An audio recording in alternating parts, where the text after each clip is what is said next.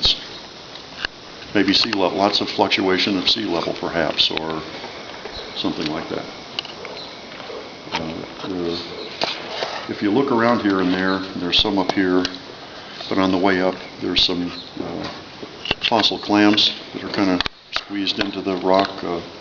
That's a pretty common clam from the Cretaceous period, the same age of, obviously, as these rocks, but also the rocks where we live, because this is the same butte of limestone we have in Austin, for example. In other words, this sea extended a heck of a long... This butte goes all the way down into Mexico. I don't know how far, because I've never looked at the geology maps of Mexico. But that was quite an extensive sea that deposited the limestone that forms the butte. But the butte is tough. It's tough, hard stuff. And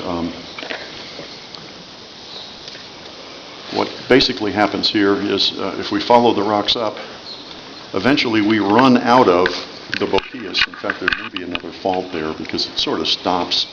And then you see the thicker rocks on the other side and in fact, the canyon even narrows up there.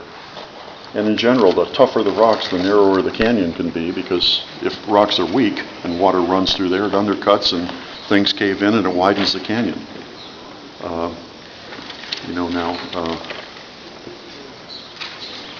It's a little bit wider here, of course, a little bit less over there, but this isn't a hard, fast rule that works absolutely everywhere.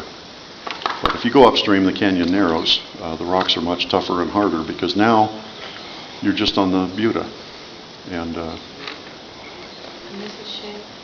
well, it's an interbedded siltstones and shales, but they are also cemented with lime. In other words, they still contain a fair amount of calcium carbonate. If you put acid on this stuff, it would still fizz. Now, if some of you adventurous types want to go up to the second Tinaja, you could do that. If Susan comes up here, it's going to take her a little while to do that. And that would be a good time for people to roam up there for a little while.